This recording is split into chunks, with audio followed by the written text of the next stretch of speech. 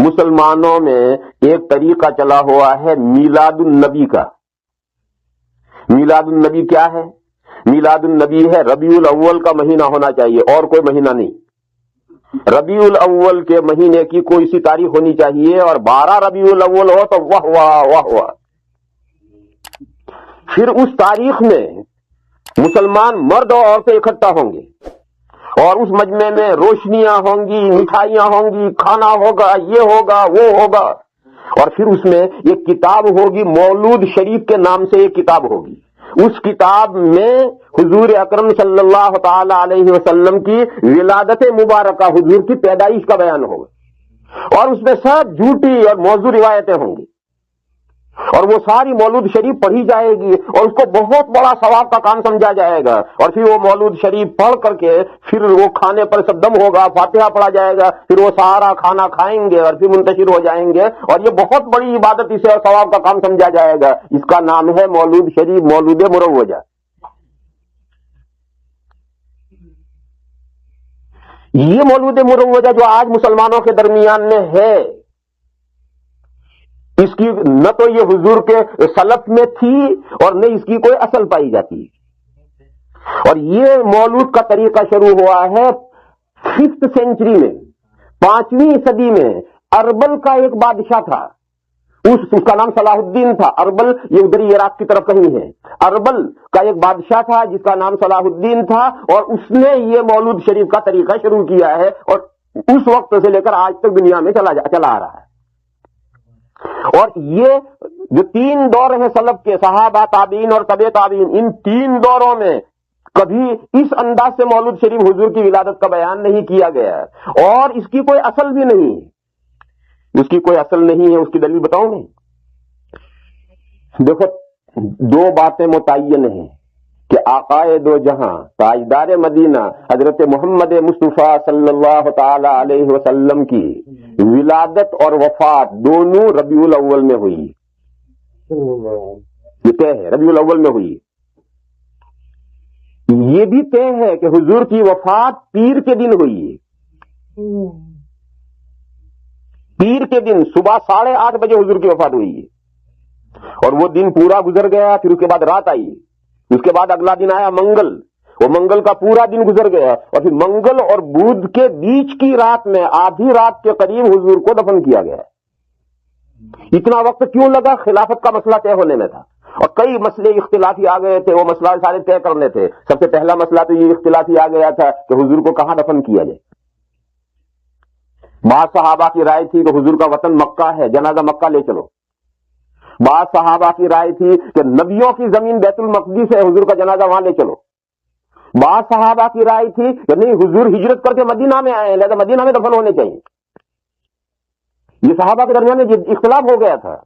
اس اختلاف کو حضرت صدیق اکبر رضی اللہ تعالیٰ عنہ نے ختم کیا اور یہ فرمایا کہ میں نے حضور سے ایک حدیث سنی ہے، وہ ایسی مجھے یاد ہے جیسے میں نے ابھی سنی ہو. وہ یہ ہے کہ اللہ کا ہر نبی جس جگہ دفن ہونا پسند کرتے ہیں اللہ اسی جگہ اس نبی کی روح قبض فرماتے ہیں. لہذا جہاں حضور کی وفات ہوئی وہیں قبر بنے گی. لہذا حضرت عائشہ کے کمرے میں جہاں چارپائی بچھی ہوئی تھی اور جس پر لیٹے لیٹے حضور کی وفات ہوئی تھی، ٹھیک اس کے نیچے قبر کھودی گئی. چارپائی ہٹا لی اور ٹھیک اس کے نیچے ناپ کر بالکل 1 انچ ادھر نہ ادھر، وہیں اس کے نیچے قبر کھود کر کے وہیں حضور کو دفن کیا گیا. تو ایک مسئلہ تو یہ طے ہونے میں بڑا وقت لگ گیا تھا. دوسرا مسئلہ یہ اختلافی ہو گیا تھا کہ حضور کو نہلائیں یا نہ نہلائیں، اور نہلائیں تو کپڑے اتار کر نہلائیں یا بغیر کپڑے اتار کر نہلائیں. یہ مسئلہ بھی بڑا اختلافی ہو گیا تھا. اس مسئلے کا پھر آخر میں یہ فیصلہ ہوا کہ حضور کو نہلایا جائے گا لیکن کپڑے نہیں اتارے جائیں گے. حضور نے جو کپڑے پہن رکھے ہیں انہی کپڑوں میں نہلایا جائے گا، کپڑے اتارے بغیر. تو یہ بھی ایک جھگڑا ہو گیا تھا. اسی جھگڑے میں یہ فیصلہ کرنے میں دیر لگی. پھر ایسا ایک مسئلہ اور کھڑا ہو گیا، وہ یہ ہے کہ حضور کی جو قبر کھودی جائے گی تو قبر میں بغلی بنائیں گے یا شق بنائیں گے. قبر بنانے کے 2 طریقے، ایک بغلی بناتے ہیں اور ایک بیچ میں کھود کر کے شق بناتے ہیں. تو حضور کی قبر کیسی بنائی ہے؟ قبریں دونوں طرح کی بنتی ہیں اور ساری دنیا میں جیسی زمین ہو اور زمین کے تقاضے ہو اس کے اعتبار سے بغلی بھی بنا سکتے ہو، شق کی بھی بنا سکتے ہو، دونوں طریقے جائز ہیں. لیکن حضور کے لیے کون سا طریقہ اختیار کیا جائے؟ اب اس کے لیے بڑا جھگڑا کھڑا ہو گیا، کیسے فیصلہ کریں؟ آخر فیصلہ یہ کیا کہ مدینہ میں ایک صحابی بغلی بنانے کے ماہر تھے اور ایک دوسرے صحابی شق بنانے کے ماہر تھے، تو طے یہ ہوا کہ دو آدمی فوراً روانہ کرو، ایک ان کو بلانے کے لیے اور ایک ان کو بلانے کے لیے، دونوں میں سے جو پہلے آ جائے وہ اپنا عمل کرے۔ بغلی بنانے والا پہلا آ جائے تو حضور کی قبر میں بغلی بنائی جائے، اور شق بنانے والا پہلے آ جائے تو وہ شق بنائے۔ چنانچہ دو آدمی فوراً روانہ ہوئے، وہ جو بغلی بنانے والے صحابی تھے وہ تو گھر ملے، اور آدمی نے جا کے اطلاع کی، وہ فوراً آ گئے، اور وہ شق بنانے والے جو صحابی تھے وہ گھر ملے ہی نہیں۔ آدمی خالی ہاتھ واپس آ گیا کہ حضرت ابو عبیدہ تو نہیں، وہ حضرت ابو عبیدہ بن الجراح تھے جو عشرہ مبشرہ میں سے ہیں، 10 صحابہ میں سے جن کو جنت کی خوشخبری دی گئی تھی، وہ شق بناتے تھے، اور حضرت ابو طلحہ انصاری وہ بغلی بناتے تھے۔ تو حضرت ابو طلحہ انصاری گھر ملے اور وہ بلائے اور وہ آ گئے، اور حضرت ابو عبیدہ گھر ملے ہی نہیں۔ یوں اللہ نے آٹومیٹکلی فیصلہ کر لیا اور حضور کی قبر میں بغلی بنائی گئی۔ پھر ایک بہت بڑا جھگڑا یہ کھڑا ہوا کہ حضور کی نماز جنازہ پڑھی جائے یا نہ پڑھی جائے، اور پڑھی جائے تو کس طرح سے پڑھی جائے، یہ ایک بڑا جھگڑا اختلاف کھڑا ہوا۔ اس میں حضرت ابو بکر صدیق رضی اللہ تعالیٰ عنہ نے فیصلہ کیا کہ وہ امیر المومنین تھے تو آخری فیصلہ انہی کا ہوتا تھا، تو انہوں نے یہ فیصلہ کیا کہ حضور ہی امام ہیں، زندہ تھے تب بھی حضور امام تھے اور اب وفات کے بعد بھی حضور ہی امام ہیں، لہذا حضور کی نماز جنازہ کوئی امام بن کر کے نہیں پڑھائے گا، حضور ہی امام ہے۔ اور انہوں نے فیصلہ کیا کہ جہاں کمرے میں جنازہ رکھا ہے وہاں سے جنازہ باہر بھی نہیں نکالا جائے گا، وہی کمرے میں رکھا رہے گا۔ کمرے میں جتنے آدمیوں کی گنجائش ہے اتنے آدمی کمرے میں جاؤ اور تنہا نماز جنازہ پڑھو بغیر جماعت کے۔ چنانچہ ہر آدمی جاتا تھا اور تنہا نماز جنازہ پڑھ کر 8-10 آدمیوں کی اس میں گنجائش تھی، تو 8-10 آدمی گئے، انہوں نے جنازے کی نماز پڑھی اور وہ نکل آئے، تو دوسرے 8-10 گئے، انہوں نے تنہا نماز پڑھی، وہ نکل آئے، تو اگلے 8-10 آدمی گئے۔ اسی طرح سے ایک وقت تک لمبے چھوٹا سا کمرہ ہے، اس چھوٹے سے کمرے میں 8-10 آدمیوں کی گنجائش ہے اور ایک ہی دروازے سے جانا ہے، اسی میں نکلنا ہے، تو جو گئے ہیں نماز پڑھ کے نکلیں گے جب بھی دوسرے جائیں گے۔ جب تمام صحابہ اس طریقے سے نماز پڑھ چکے تو سب سے آخر میں حضرت صدیق اکبر گئے ہیں، پھر حضور کا جنازہ قبر میں اتار دیا گیا، اور اس سے ایک بڑا جھگڑا کھڑا ہو گیا تھا، بڑا سنگین۔ وہ جھگڑا یہ کہ حضور کے بعد میں خلیفہ کون، تو گورنمنٹ کا جھگڑا بہت بڑا جھگڑا ہے۔ تو اس کی تو اتنی اہمیت ہے کہ آج کسی ملک کا سربراہ اگر انتقال ہو جائے گا تو اس کی موت ڈکلیئر نہیں کریں گے جب تک اگلے کا نام پہلے ڈکلیئر نہیں کریں گے، اگلا اس کے قائم مقام کا نام طے کر کے پہلے اس کا نام ڈکلیئر کریں گے تب اس کی موت ڈکلیئر کریں گے۔ تو اب یہ مسئلہ جھگڑا ہو گیا تھا۔ انصار یہ کہتے تھے کہ 2 امیر مسلمانوں میں بننے چاہیے، ایک مہاجرین میں سے امیر بننا چاہیے، ایک ہم میں سے انصار میں سے بننا چاہیے۔ اور دیکھو تو کتنی ڈسپلیشن ہو جائے گا، کتنی مسلمانوں میں تقسیم ہو جائے گی، 2 بادشاہ بن جائیں گے تو 2 گورنمنٹیں ہو گئی اور کتنی بڑے انصار مہاجرین یہ کہتے ہیں نہیں، امیر ایک رہے گا، خلیفہ ایک رہے گا، جسے بھی طے کرنا ہو کرو، خلیفہ ایک رہے گا۔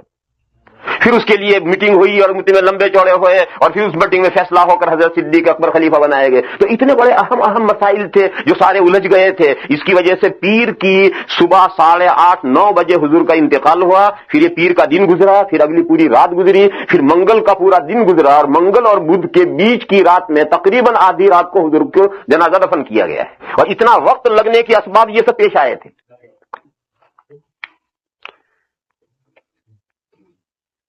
تو 2 باتیں طے ہیں کہ ربیع الاول میں حضور کی پیدائش بھی ہوئی ہے اور ربیع الاول میں حضور کی وفات بھی ہوئی ہے، اور پیدائش کس دن ہوئی ہے اس بارے میں کوئی صحیح روایت نہیں، کون سے دن، لیکن وفات کس دن ہوئی ہے اس بارے میں صحیح روایت ہے کہ پیر کے دن وفات ہوئی ہے۔ اور تیسری بات کہ کون سی تاریخ تھی، ربیع الاول کی تاریخ کون سی تھی؟ مسلمانوں میں مشہور ہے کہ حضور کی وفات 12 ربیع الاول کو ہوئی ہے، اس کی کوئی روایت ہے ہی نہیں کہ 12 ربیع الاول کو حضور کی وفات ہوئی، اس کی کوئی روایت ہے ہی نہیں، اور حساب سے 12 کو پیر آتا ہی نہیں۔ کیوں؟ دیکھو یہ ربیع الاول ہے، ربیع الاول سے پہلے سفر ہے، سفر سے پہلے محرم ہے، محرم سے پہلے ذی الحجہ ہے، اس ذی الحجہ میں حضور نے حج فرمایا ہے، اور ذی الحجہ کی 9 تاریخ جب حضور عرفہ میں تھے اس دن جمعہ تھا، یہ طے ہے کہ ذی الحجہ کی 9 تاریخ کو عرفہ کے دن جمعہ تھا۔ اب وہاں سے کاؤنٹ کرتے کرتے آؤ، چاہے تمام مہینے 30 کے لے لو، چاہے تمام 29 کے لے لو، چاہے بعض 30 کے لے لو، چاہے بعض 29 کے لے لو، جو تمہیں حساب کرنا ہو کر لو، 12 کو پیر آ ہی نہیں سکتا۔ جب جس کا جی چاہے حساب کر کے کیلکولیٹر لے جائے، 12 کو پیر کبھی بھی نہیں آئے گا، 9 کو پیر آتا ہے۔ بعض مہینے 30 کے اور بعض مہینے 29 کا جیسا حساب ہوتا ہے اس اعتبار سے 9 کو پیر آتا ہے، 12 کو پیر آتا ہی نہیں۔ اس کا خلاصہ کیا کہ دیکھو میلاد النبی کا اگر طریقہ صحابہ کے زمانے میں ہوتا، تابعین کے زمانے میں ہوتا، تبع تابعین کے زمانے میں ہوتا، تو اتنی ساری جہالت کیسے ہو گئی کہ کس دن میں انتقال ہوا ہے، کس تاریخ میں انتقال ہوا، وہی کوئی نہیں جانتا. تو کیا مسلمان تاریخ بھی بھول گئے؟ میلاد النبی کرتے تھے اور تاریخ بھی بھول گئے. پھر میلاد النبی کرتے کس دن تھے؟ معلوم ہوا کہ اس وقت میلاد النبی کا کوئی رسم نہیں تھی، کوئی رواج نہیں تھا، اور ایک لمبے زمانے تک کوئی رسم اور کوئی رواج نہیں تھا. یہ تو 5ویں صدی میں اربل کے بادشاہ صلاح الدین نے یہ رسم نکالی ہے اور جو مسلمانوں میں چلی اور چلتی چلی گئی.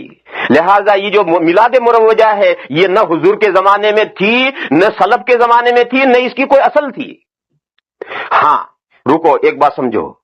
آقائے دو جہاں تاجدار مدینہ حضرت محمد مصطفیٰ صلی اللہ تعالی علیہ وسلم کے حالات زندگی بیان کرنا، پیدائش سے لے کر وفات تک یہ تمام حالات زندگی بیان کرنا، یہ افضل عبادت ہے، بہترین نیکی کا کام ہے. لیکن اس کے لیے کوئی دن متعین کرنا کہ فلاں دن ہی ہوگا، مہینہ متعین کرنا کہ فلاں مہینے میں ہوگا، نہیں، یہ جائز نہیں. پورا سال ہے. آقائے دو جہاں انسانیت کے لیے اللہ کی نعمت کبریٰ ہے، پورے سال کے لیے، پورے سال جب موقع ملے حضور کے حالات زندگی بیان کرو، پیدائش سے لے کر وفات تک. دوسری بات ہے کہ حضور کے حالات زندگی بیان کرو، جائز طریقے پر بیان کرو، ناجائز طریقے بیان کرنے کی اجازت نہیں. ناجائز طریقے کی میں 2 مثالیں دوں. ایک تو ایک وہ روایات جو گھڑی ہوئی روایات ہیں اور موضوع روایات ہیں، وہ گھڑی ہوئی روایت موضوع روایت بیان کرنا جائز نہیں، حرام ہے. حضور کے حالات بیان کرتے ہوئے موضوع اور گھڑی ہوئی روایت بیان کرنا یہ حرام ہے. دوسرا یہ ہمارے ہندوستان میں یہ قصہ ہے 7-8 سال پہلے کا.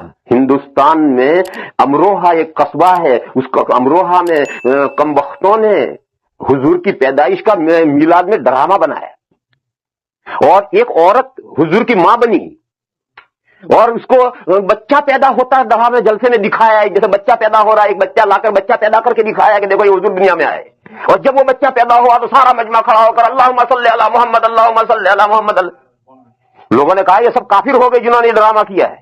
ایک مرد کو عورت بنا کر لٹایا ہے، اسے درد ذہ ہو رہا ہے، اس درد ذہ میں سے ایک بچہ نکل رہا ہے اور بچہ کو نام دیا حضور پیدا ہوئے اور سب کھڑے ہو کر درود شریف پڑھ رہے ہیں. یہ حرام ہے. مولانا مفتی نے فتویٰ دیا اس ڈرامے میں جتنے شریک ہیں سب کافر ہیں. یہ ہمارے ہندوستان میں امروہہ میں یہ قصہ ہو چکا ہے 7-8 سال پہلے. وہیں امروہہ میں کعبہ بنا تھا اور کعبہ بن کر وہاں لوگوں نے حج کیا تھا، یہ بھی چکر چلا تھا.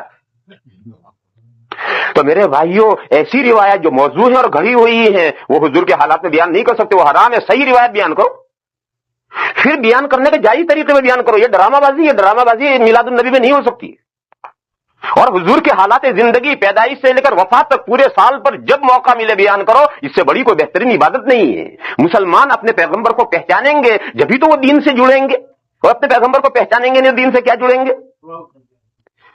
تو میرے بھائیوں میں اصل بات یہ سمجھا رہا تھا کہ سلف اور خلف، سلف کے وہ 3 دور ہیں، صحابہ، تابعین اور تبع تابعین، ان میں ایک سرخاب کا پر لگ رہا ہے. حضور نے ان 3 دوروں کی فضیلت بیان کی ہے. اسی وجہ سے سنت اور بدعت کا معیار یہ ہے کہ سلف کے زمانے میں جو چیزیں ہوتی تھی یا جن چیزوں کی اصل پائی جاتی ہے وہ سب سنت ہیں اور جائز ہیں، اور جو چیزیں سلف کے زمانے میں نہیں ہوتی تھی اور اس کی اصل بھی سلف کے زمانے میں نہیں پائی جاتی اور آج اسے دین کا کام سمجھ کر کیا جا رہا ہے، ثواب کا کام سمجھ کر کیا جا رہا ہے، تو وہ بدعت ہے. اور اگر دین کا کام سمجھ کر نہ کیا جائے، ثواب کا کام سمجھ کر نہ کیا جائے، جیسے عید کے دن شیر خورما پکتا ہے یا مرغا بنتا ہے، گجراتیوں کا مرغا بنتا ہے کہ نہیں عید کے دن، اور ہمارے ہندوستان میں شیر خورما پکتا ہے، تو اسے کوئی عبادت سمجھ کر نہیں کیا جاتا، کوئی ثواب سمجھ کر نہیں کیا جاتا، ایک رسم ہے. یا جیسے عید کے دن جہاں عید کی نماز خطبہ ختم ہوا تب وہ کھڑے ہو کر دے موانے کا، حالانکہ ابھی گھر سے ساتھ آئے تھے اور اب دے موانے کا چل رہا ہے. تو اب یہ موانے کا یہ کوئی دین کا کام سمجھ کر، عبادت کا ثواب کا کام سمجھ کر نہیں کیا جاتا ہے، مگر یہ کیا جاتا ہے. اور گھر لوٹ کر ایک دوسرے کے گھر جائیں گے اور ملیں گے، عید ملن، اور صرف مرد ہی نہیں ملیں گی، عورتیں جائیں گی، اور عورتیں ہی نہیں جائیں گی، نوجوان لڑکیاں اپ ڈاؤن کریں گی اور شاندار کپڑے پہن کر اس محلے سے اس محلے، اس محلے سے اس محلے عید ملن. مگر اس کو کوئی عبادت ثواب کا کام سمجھ کر نہیں کیا جاتا، لہٰذا اسے بدعت نہیں کہیں گے، اسے رسم کہیں گے، اسے کہیں گے رسم.